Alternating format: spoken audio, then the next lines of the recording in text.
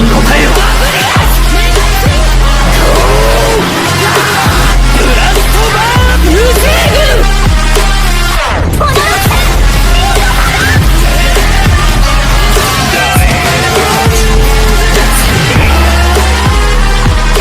Last video में हमने ये डिस्कस किया था कि अगर ऐश के पास उसका चार्जर नहीं होता तो क्या होता, और हम सब ने देखा था कि इन द एंड इसका रिजल्ट क्या निकला था। अंत में यहाँ पर even the God of Pokemon आर्केस भी मारा गया था, क्योंकि आर्केस की जान यहाँ पर ऐश ने बचाई थी और ऐश की जान चार्जर ने बचाई थी। अब क्योंकि चार्जर ऐश के पास कभी था ही नहीं, इसलिए ऐश एंटे वाली मूवी में ही मर गया। इसके कारण आर्केस को बचाने के लिए अब कोई रहा ही नहीं। सो आज की इस वीडियो में हम ये डिस्कस करने वाले हैं कि अगर आर्केस मर जाए तो पोकेमॉन वर्ल्ड पे क्या असर पड़ेगा। और हाँ, यहाँ पे कोई प्लॉट आर्मर नहीं है, so we will be really discussing कि क्या फर्क पड़ेगा पोकेमॉन वर्ल्ड पे अगर आर्केस मर जाए तो। और हाँ, हमेशा की तरह मैं पहले बता देता हूँ कि मैंने ये वीडियो एंटरटेनमेंट पर्पस के लिए बनाई है एंड इसीलिए मेरा मोटिव यहाँ पर लोगों को एंटरटेन करना है। सो हाँ, मैं स्टोरी को एक हाई लेवल पर लेकर जाऊंगा।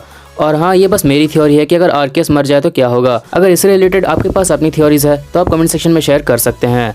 सो गाइस, अगर आपको ये पसंद आए तो प्लीज़ लाइक कर देना एंड चैनल पर नए तो प्लीज़ सब्सक्राइब भी कर लेना ऐसी पोकेमॉन की अमेजिंग वीडियोस देखने के लिए। तो चलिए फिर आज की वीडियो को स्टार्ट करते हैं। जैसा कि मैंने पिछली वीडियो में बताया था, आर्केस ने ज्वेल ऑफ लाइफ मूवी में ऐश के ना होने के कारण स्टोरी लाइन लगभग वैसे ही रहेगी। बस यहाँ पर जब मार्कस दूसरी बार आर्केस को मारने की कोशिश करेगा तो उस समय यहाँ पर ऐश उसे बचाने के लिए नहीं आएगा। अब यहाँ पर मार्कस ने आर्केस को मारने की कोशिश इसलिए की थी क्योंकि उसे लगा था कि अगर वो ज्वेल ऑफ लाइफ उसे लौटा देगा तो मशीना टाउन दोबारा से एक बंजर जमीन बन जाएगी। हालांकि ये बात हमें बाद में पता चली थी कि ऐसा कुछ भी नहीं था। ज्वेल ऑफ लाइफ लौटाने के बाद भी मशीना टाउन पे ज्वेल ऑफ लाइफ का असर रह गया था। लेकिन हाँ, मार्कस के इस मिसअंडरस्टैंडिंग के कारण अब क्रिएटर ऑफ पोकेमॉन वर्ल्ड मर चुका है। अब मार्कस को लगेगा कि सब कुछ सही हो गया, लेकिन असली मुसीबत अब आएगी। अब यहाँ पर आर्केस पूरे पोकेमॉन मल्टीवर्स को कंट्रोल करता है।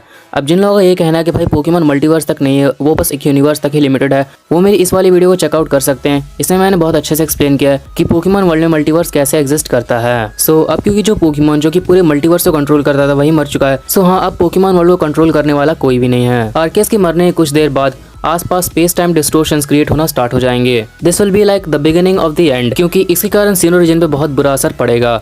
एंड ना सिर्फ सीनो रीजन पे बल्कि होएन और यूनोवा रीजन पे भी, क्योंकि वो सीनो रीजन के सबसे ज़्यादा करीब हैं। और उसके बाद इसका इम्पैक्ट बाकी सारे रीजन्स पे होगा, like Johto, Kanto, Kalos, Alola and Galar. Space time distortions create होने के कारण आसपास की चीज़ें तबाह होने लगेंगी, जिसके कारण सीनो रीजन में भगदड़ मच जाएगी।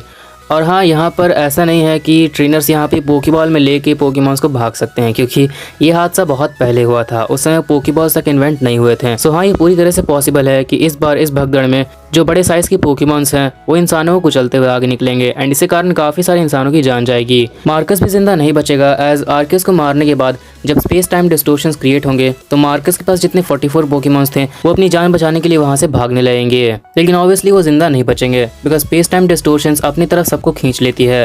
हाँ, वो चाहे जितने भी दूर भाग जाए, इन दी एंड वो वहाँ पर खींचे चले जाएंगे। पोकेमॉन्स का तो ठीक है कि वो कुछ अटैक्स करके कुछ देर तक खुद को बचाए रख सकते हैं, जैसे पेपल ने बबल बीम का इस्तेमाल करके कुछ देर तक खुद को बचा लिया था। लेकिन हाँ, मार्कस एंड डामोस के पास ऐसा कोई भी हथियार नहीं है, इसलिए वो दोनों ऑन द स्पॉट मारे जाएंगे। लेकिन हाँ, एक और पॉसिबिलिटी है, लाइक यहाँ पर मार्कस के पास ब्रॉन्जोंग था, जिसने यहाँ पर उसने अपने सारे पोकेमॉन्स को हिप्नोटाइज कर दिया था और उनके गले पर भी एक बैंड बंधा हुआ था, जिसके कारण यहाँ पर वो मार्कस के कमांड्स के अगेंस्ट कुछ भी नहीं कर सकते थे। तो हाँ, ऐसे में यहाँ पर मार्कस उन्हें कमांड कर सकता है कि वो उसकी जान बचाएं, लेकिन ऑब्वियसली मार्कस के सारे पोकेमॉन्स मिलके भी स्पेस टाइम डिस्टोर्शन का सामना नहीं कर सकते हैं और इसीलिए मार्कस कुछ देर तक तो खुद को बचा सकता है इनसे, लेकिन हाँ, इन दी एंड वो मर ही जाएगा। अब धीरे धीरे करके स्पेस टाइम डिस्टोर्शंस पूरे सीनो रीजन में क्रिएट होने लगेंगी और इसके कारण लगभग पूरा सीनो रीजन ही अब तबाह होने लगेगा। एंड ये सब देखकर रेजिगिगस उसे रोकने के लिए आएगा, एज रेजिगिगस सिर्फ तभी अवेकन होता है जब बहुत बड़ा खतरा आ जाए सीनो रीजन पे। ये बात हमने काफी अच्छे से देखी है गिरेटिना एंड द स्काई वॉरियर वाली मूवी में। अब रेजिगिगस यहाँ पर कुछ देर तक तो इन खतरों का सामना कर लेगा, लेकिन जैसे कि मैंने बताया ये स्पेस टाइम डिस्टोर्शंस हैं, इन्हें रोकना किसी कॉन्टिनेंटल लेवल पोकेमॉन की बस की बात नहीं है, जिसके कारण रेजिगिगस को मदद की जरूरत पड़ेगी। अब यहाँ पर काफी सारे नॉन लेजेंडरी पोकेमॉन्स उसकी मदद कर सकते हैं, ऐसा हमने गिरेटिना वाली मूवी में भी देखा था कि एक पूरा मैमोस्वाइन का झुंड आ गया था रेजिगिगस की मदद करने के लिए। लेकिन जिन खतरों के सामने खुद रेजिगिगस भी नहीं लड़ पा रहा है, उनके सामने नॉन लेजेंडरी पोकेमॉन्स टिक जाएंगे, ये तो भाई I don't think so possible है। अब ये मत बोलना भाई कि नॉन लेजेंडरी पोकेमॉन्स भी कुछ कम नहीं है, सीरियसली उनकी कोई औकात नहीं रहती लेजेंडरी पोकेमॉन्स के सामने। एनिमे के अंदर इनके पास एक्सेसिव प्लॉट आर्मर आ जाता है, जिसके कारण ये लेजेंडरी पोकेमॉन से खिलाफ लड़ पाते हैं, इवन मैस्कॉट लेजेंडरी से खिलाफ भी, यहाँ तक कि कुछ पोकेमॉन्स तो सुप्रीम मैस्कॉट्स के सामने भी लड़ चुके हैं। लेकिन आज जब इनकी ऑफिशियल बैटल होती है तो उसमें तो हम सभी को दिख जाता है कि नॉन लेजेंडरी पोकेमॉन एक स्टेडियम लेवल के भी नहीं होते हैं, इनमें में इतना भी दम नहीं होता है कि एक पूरे स्टेडियम को उड़ा सकें, जबकि लेजेंडरी पोकेमॉन्स तो एक स्टेडियम लेवल से कहीं ज़्यादा ऊपर होते हैं। एंड रेजिगिगस तो भाई लिटरली यहाँ पर एक कॉन्टिनेंटल लेवल का पोकेमॉन है। सो हाँ, कितने भी नॉन लेजेंडरीज क्यों ना आ जाए, वो यहाँ पर रेजिगिगस की मदद नहीं कर सकते हैं। सो रेजिगिगस को अब मदद की ज़रूरत पड़ेगी लेजेंडरीज से, एंड ऑब्वियसली लेजेंडरीज भी आएंगे ही, क्योंकि पूरा सीन और ही तबाह हो रहा है, तो उनका तो आना कंपलसरी है। इसलिए लेक ट्रायो यानी कि यूक्सी, मेस्प्रेटन, एज़ल्फ, डार्क ट्राई, क्रासीडिया, ये सब यहाँ पर रेजिगिगस की मदद करने के लिए आ सकते हैं। पर हाँ, ऐसा तो है नहीं कि खतरा सिर्फ यहाँ पर सीनो रीजन में ही है। होइन रीजन और यूनोवा रीजन, इन दोनों में भी काफी फर्क पड़ेगा। होइन रीजन में Salamence, Metagross, legendary titans, Latios and Latias और ज़्यादा से ज़्यादा नॉन लेजेंडरी पोकेमॉन्स सभी मिलकर होइन रीजन को बचाने की कोशिश करेंगे। लेकिन जब हालात बद से बदतर हो जाएंगे, तब यहाँ पर होइन रीजन के गॉड्स को उठना पड़ेगा, यानी कि weather trio, Groudon, कायोगर and रेक्विजा। And या I think this would be the first time कि यहाँ पर हम ग्राउडॉन एंड कायोगर दोनों को एक साथ मिलकर काम करते हुए देखेंगे। आई मीन यहाँ पर पूरा होइन रीजन ही तबाह हो रहा है, तो इनके पास एक दूसरे से लड़ने का समय नहीं रहेगा, और दोनों के पास होइन रीजन को बचाने के सिवाय और कोई चारा है नहीं, क्योंकि वही उन दोनों का घर है। ग्राउडॉन जमीन पर आए हुए खतरों से लड़ेगा और कायोगर समुद्र में आए हुए खतरों से। लेकिन हाँ, ऐसा भी पॉसिबल है कि ग्राउडॉन एंड कायोगर पागल होकर इधर उधर तबाही मचाने लगे, क्योंकि ऐसा भी देखा गया है कभी कभी कि ग्राउडॉन एंड कायोगर काफी जल्दी रेज मोड में आ जाते हैं, जिसके कारण यहाँ पर अगर स्पेस टाइम डिस्टोर्शंस इनके इलाके में क्रिएट होते हैं, तो शायद से वो उन सिचुएशंस को समझ ना पाए और खुद को बचाने के लिए इधर उधर अटैक करने लगे। बट लेट्स अज्यूम कि यहाँ पर वो होइन रीजन को प्रोटेक्ट कर रहे हैं। लेकिन हाँ, ये बात तो हम सभी भी जानते हैं कि ग्राउडॉन एंड कायोगर कितने भी ताकतवर हो, लेकिन वो स्पेस टाइम डिस्टोर्शंस का सामना नहीं कर सकते। तो अब यहाँ पर होइन रीजन को बचाने के लिए मजबूरन उन्हें अपनी फुल पावर अनलीश करने के लिए अपने प्राइमल फॉर्म में आना पड़ेगा। लेकिन क्या अपने प्राइमल फॉर्म के साथ ये होइन रीजन को बचा सकते हैं? इसका सीधा सा आंसर है नहीं, क्योंकि अपने प्राइमल फॉर्म में भी ग्राउडॉन एंड कायोगर मैक्सिमम एक हाई प्लानिटरी लेवल पोकेमॉन है, तो अब यहाँ पर रेक्विजा को आना ही होगा। अब रेक्विजा की पावर्स इन दोनों से काफ़ी ज़्यादा है। आई मीन वो पूरे एटमॉस्फेयर पे कंट्रोल करता है। सो रेक्विजा पूरे वर्ल्ड में एक बहुत ही तेज तूफानी हवा क्रिएट कर सकता है स्पेस टाइम डिस्टोर्शंस के ऑपोजिट डायरेक्शन में, ताकि जो पोकेमॉन्स एंड इंसान जो स्पेस टाइम डिस्टोर्शंस की तरफ खींचे चले जा रहे थे, वो कुछ देर तक स्पेस टाइम डिस्टोर्शन से दूर हो जाएंगे। अब क्योंकि रेक्विजा के पास पूरे वर्ल्ड के एटमॉस्फेयर का कंट्रोल है, इसलिए पूरे पोकेमॉन वर्ल्ड में कुछ देर तक हालात थम जाएंगे। लेकिन हाँ, ज़्यादा देर तक नहीं। आर्केस के मरने के कारण जो स्पेस टाइम डिस्टोर्शंस क्रिएट हुए हैं, उससे यूनोवा रीजन पर भी काफ़ी असर पड़ेगा, जिसके कारण वहाँ के भी जितने ही पोकेमॉन्स हैं, including all the legendary Pokemons like Reshiram, Zekrom and even Kyurem, वो सब भी यहाँ पर यूनोवा रीजन को बचाने के लिए आ सकते हैं। अब रेशिराम एंड ज़ैक्रोम के पास इतनी ताकत है कि वो चाहे तो अपनी आग एंड बिजली से पूरी दुनिया को जला सकते हैं, तो पॉसिबली कुछ समय तक यहाँ पर यूनोवा रीजन को बचाने में कामयाब हो जाएंगे। लेकिन अगर बात करें जोटो रीजन की, तो जोटो रीजन का हाल कुछ ऐसा नहीं रहेगा। अब मैं ऐसा इसलिए कह रहा हूँ क्योंकि जोटो रीजन में इतने सारे लेजेंडरी पोकेमॉन्स नहीं हैं, लाइक वहाँ पर सिर्फ लेजेंडरी बीस्ट्स ही हैं, एंड उसके बाद यहाँ पर हो एंड लूगिया हैं। और अगर सही से देखा जाए तो अभी जो खतरा यहाँ पे पोकेमॉन वर्ल्ड पे है, उससे तो सिर्फ हो एंड लूगिया ही लड़ सकते हैं जोटो रीजन में, और कैंटो रीजन का हाल इससे ही बुरा होगा, क्योंकि कैंटो रीजन में तो यहाँ पर बस एक ही मिथिकल पोकेमॉन है जो कि इन खतरों से लड़ पाएगा। लेजेंडरी पोकेमॉन्स में तो कैंटो रीजन में ऐसा कोई भी नहीं है, क्योंकि लेजेंडरी बर्ड्स काफ़ी जल्दी हार जाएंगे। और अगर तुम्हें लग रहा है कि म्यूटू ने रुकने के लिए आ सकता है, तो मैं बता दूं, मार्कस ने आर्केस को मारने की कोशिश बहुत सालों पहले की थी, एंड क्योंकि यहाँ पर आर्केस बहुत सालों पहले मरा है, इसलिए यहाँ पर म्यूटू तो उस समय क्रिएट भी नहीं हुआ था। सो या there will be no Mewtwo in the Kanto region this time, और सारा भार यहाँ पर म्यू के कंधों पे आ जाएगा। म्यू किसी दूसरे पोकेमॉन में ट्रांसफॉर्म होगी, उसकी पावर्स के सहारे इन खतरों से लड़ने की कोशिश कर सकता है। और जहाँ तक बात रही कालुस रीजन की, कालुस रीजन में जर्नियस के कारण हालात उतने ज्यादा नहीं बिगड़ेंगे, क्योंकि जर्नियस के पास लाइफ देने की पावर है। सो जर्नियस उन मरे हुए पोकेमॉन्स को जिंदा कर सकता है जो कि उन स्पेस टाइम डिस्टोर्शन से कारण मरे थे। और जहाँ तक बात रही येवेल्टल की, तो येवेल्टल तो भाई लिटरली गॉड ऑफ डेथ है, द डिस्ट्रक्शन पोकेमॉन। सो इससे यहाँ पर किसी तरह की प्रोटेक्शन की उम्मीद करना I think waste of time ही होगा। लेकिन हाँ, जर्नियस इसे कन्विंस कर सकता है अपनी मदद करने के लिए, एज यहाँ पर उसने dance in the cocoon of destruction वाली मूवी में भी इसे कन्विंस कर लिया था। लेकिन जब बात बहुत ज़्यादा बढ़ जाएगी एंड एक समय पर यहाँ पर सारे के सारे पोकेमॉन्स हार मानने लगेंगे, इंक्लूडिंग रेक्विजा, क्योंकि उसकी पावर एक लिमिट तक ही काम करेंगी, एंड उसके बाद रेक्विजा ही पूरी पोकेमॉन वर्ल्ड पर शांति नहीं बना पाएगा, तो अंत में यहाँ पर सबसे ताकतवर प्लैनेटरी पोकेमॉन ज़ाइगार्ड को खड़ा होना पड़ेगा। एज ज़ाइगार्ड सिर्फ तभी आता है जब इकोसिस्टम पे बहुत बड़ा खतरा आ जाए। तो हाँ, ज़ाइगार्ड एंड रेक्विजा दोनों मिलकर यहाँ पर पोकेमॉन वर्ल्ड पे काफ़ी हद तक शांति बना देंगे। और अगर हम बात करें अब अलोला एंड गैलार रीजन की, तो जब यहाँ पर स्पेस टाइम डिस्टोर्शंस क्रिएट होंगे तो माहौल थोड़ा सुधर जाएगा, क्योंकि बाकी रीजन्स की तरह अलोला रीजन में सिर्फ प्लैनेटरी पोकेमॉन्स नहीं है। यहाँ पर एक सोलर सिस्टम लेवल का पोकेमॉन सोल्गालियो है, एंड एक लो यूनिवर्सल पोकेमॉन अल्ट्रा नेक्रोजमा। और गैलार रीजन में भी एक लो यूनिवर्सल पोकेमॉन है इटरनामैक्स इटर्नेटस। अगर ये दोनों एक साथ आकर यहाँ पर सबकी प्रोटेक्शन करना चाहें, तो कुछ घंटों के लिए नहीं बल्कि काफ़ी दिनों तक स्पेस टाइम डिस्टोर्शन से लड़ सकते हैं।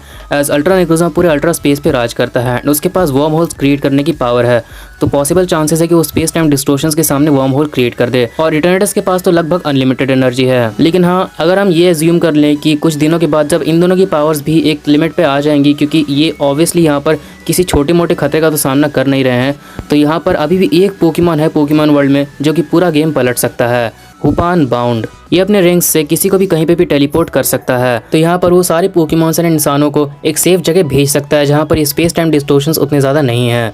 लेकिन हुपान बाउंड भी तब क्या करेगा जब यहाँ पर the ruler of time and space Dialga and Palkia ही आपस में लड़ने लगेंगे। आई मीन आर्केस के मरने के कारण सिर्फ अर्थ पे ही थोड़ी ना असर पड़ेगा, इसका असर पूरे पोकेमॉन मल्टीवर्स पे होगा। गिरेटिना का तो हम मान सकते हैं कि वो अर्थ को बचाने के लिए आ जाएगा, as earth and reverse world connected है। सो अगर अर्थ पे यहाँ पर कुछ होता है तो उसका असर रिवर्स वर्ल्ड पे होगा। एंड जब पूरा अर्थ ही तबाह हो रहा है तो ऑब्वियसली रिवर्स वर्ल्ड ही बर्बाद होने लगेगा। एंड इसी कारण यहाँ पर अपनी दुनिया को बचाने के लिए गिरेटिना को रिवर्स वर्ल्ड से बाहर निकल के रियल वर्ल्ड में आना होगा, ताकि वो रियल वर्ल्ड की प्रोटेक्शन कर सके अपनी दुनिया को सही करने के लिए। गिरेटिना बिना किसी शक के इतना ताकतवर है कि वो इन सारे खतरों का अकेले सामना कर सकता है, वो भी काफी देर तक। लेकिन हम एक बात नहीं भूल सकते हैं कि आर्केस ने जूल ऑफ लाइफ मूवी में हमें ये साफ साफ बताया गया था कि आर्केस जब अपनी गहरी नींद से उठने लगा था तब उसके उठने के कारण स्पेस टाइम डिस्टोर्शंस क्रिएट होने लगे थे, जिसके कारण डियाल्गा एंड पाल्किया के डायमेंशंस आपस में टकरा गए थे। एंड इसके कारण दोनों एक दूसरे को टेरिटोरियल थ्रेट समझ रहे थे एंड दोनों ने एक दूसरे के साथ लड़ना शुरू कर दिया था। तो हाँ, अब तो यहाँ पर आर्केस जाग नहीं रहा है, वो सीधा मर ही गया। सो उसके मरने के बाद अब और भी powerful space time distortions create होंगे, जिसके कारण डियाल्गा एंड पाल्किया के डायमेंशंस आपस में दोबारा से टकराएंगे और इसी कारण डियाल्गा एंड पाल्किया में जंग छिड़ जाएगी। और हाँ, यहाँ पर ऐसी कोई भी पॉसिबिलिटी मुझे तो दिख नहीं रही है जिसमें यहाँ पर डियाल्गा एंड पाल्किया एक साथ मिलकर पोकेमॉन मल्टीवर्स को बचाने के लिए आएंगे, क्योंकि मैक्सिमम चांस है कि वो दोनों आपस में ही लड़ने लगेंगे और इस बार इन दोनों की लड़ाई बहुत ज़्यादा भयानक होगी। और हाँ, इन दोनों की लड़ाई रुकवाने के लिए कोई नहीं आने वाला है, भला कोई क्यों यहाँ पर डियाल्गा एंड पाल्किया के बीच में पिसने जाएगा। लेकिन हाँ, गिरेटिना आ सकता है एज ये इकलौता पोकेमॉन है जो कि इन दोनों का सामना कर सकता है। लेकिन हाँ, इससे और ही बड़ा खतरा आ जाएगा, बिकॉज अगर यहाँ पर गिरेटिना उन दोनों की फाइट रुकवाने के लिए जाता है एंड गिरेटिना को अगर गलती से एक दो अटैक लग जाता है, then we all know how aggressive he is. वो भी उस फाइट में इन्वॉल्व हो जाएगा और उसके बाद पूरी क्रिएशन ट्रियो में ही जंग छिड़ जाएगी। और इससे पहले कि डियाल्गा एंड पाल्किया पोकेमॉन वर्ल्ड की सिचुएशन समझ पाए, इसके बहुत ज्यादा चांसेस हैं कि इन तीनों की लड़ाई के कारण पूरा पोकेमॉन वर्ल्ड खत्म हो जाएगा। बट लेट्स अज्यूम कि डियाल्गा एंड पाल्किया पोकेमॉन वर्ल्ड की सिचुएशन समझ जाते हैं। अब ऐसा होने के चांसेस तो बहुत ज़्यादा ही कम है, लेकिन चलो मान लेते हैं कुछ पॉसिबिलिटीज़ हो गई एंड ये दोनों समझ पाएँ कि पोकेमॉन वर्ल्ड पे कितना बड़ा खतरा आया है। तो क्या पूरी क्रिएशन ट्रियो यहाँ पर मिलकर इन सारे खतरों से लड़ सकती है? आर्केस के बाद अगर किसी में सबसे ज़्यादा ताकत है पूरे पोकेमॉन वर्ल्ड में तो वो क्रिएशन ट्रियो ही है। बट अनफॉर्चुनेटली क्रिएशन ट्रियो भी इतनी ताकतवर नहीं है कि वो इन सारे खतरों से लड़ सके, क्योंकि अगर हम इन तीनों की पावर सही से देखें तो गिरेटिना नो डाउट एक मिड यूनिवर्सल लेवल पोकेमॉन है and Dialga and Palkia high universal level Pokemon. Dialga and Palkia literally पूरा यूनिवर्स क्रिएट कर सकते हैं और डिस्ट्रॉय कर सकते हैं। सो हाँ, ये कहना गलत नहीं होगा कि डियाल्गा एंड पाल्किया के पास सिर्फ टाइम एंड स्पेस नहीं बल्कि वो सारी पावर्स हैं जो कि पूरे यूनिवर्स में एग्जिस्ट करती हैं। लेकिन अगर हम इन तीनों के मुकाबले आर्केस को देखें तो भाई आर्केस एक अलग ही लेवल पे है, क्योंकि आर्केस में इतनी पावर है कि वो चाहे तो दोबारा से क्रिएशन ट्रियो को रिक्रिएट कर सकता है। आर्केस पूरे मल्टीवर्स पे कंट्रोल करता था। एंड यस, डियाल्गा पाल्किया एंड गिरेटिना कितने भी ताकतवर क्यों ना हो, लेकिन वो मल्टीवर्सल लेवल के नहीं हैं। So yeah no matter how much they try, लेकिन इन द एंड एक ऐसा पॉइंट आएगा ही जब इन तीनों की पावर्स लिमिट पे आ जाएंगी एंड जो चीज़ें प्लानिटरी लेवल से शुरू हुई थी वो मल्टीवर्सल लेवल तक चल जाएंगी। एंड इसीलिए यहाँ पर डियाल्गा, पाल्किया एंड गिरेटिना तीनों मिलके भी इससे नहीं लड़ पाएंगे। सो हाँ, किसी भी केस में देख लो पोकेमॉन वर्ल्ड का बचना नामुमकिन है। और सबसे मज़ेदार बात तो ये है कि आर्केस को मारने की कोशिश मार्कस ने बहुत सालों पहले की थी और इसका असर फ्यूचर पे होगा एंड फ्यूचर में जितने भी इवेंट्स हुए थे वो सब नहीं होंगे। इसका साफ मतलब बनता है कि हमें कभी ऐश की जर्नी देखने को नहीं मिलेगी, बिकॉज पोकेमॉन वर्ल्ड तो बहुत पहले ही खत्म हो जाएगा, जिसके कारण यहाँ पर ऐश कभी पैदा ही नहीं होगा। और अगर ऐश नहीं होगा then there will be no Cynthia, no Alain, no Steven, no Leon, in fact there will be no Pokemon anime. So हाँ, जिस तरह से आपने देखा एक छोटा सा चेंज कितना बड़ा इम्पैक्ट डाल सकता है पूरी सीरीज पे। मैंने बस ऐश के पास से उसका चार्जर हटाया एंड इसका नतीजा ये निकला कि इन द एंड पूरा पोकेमॉन एनिमे ही खत्म हो गया। सो या आई हैव टू एडमिट ऐश के चार्जर ने बहुत बड़ा रोल प्ले किया इस पूरे एनिमे को आगे बढ़ाने में। एनीवेज, ये बस मेरी थ्योरी थी कि आर्केस मर जाए तो क्या होगा।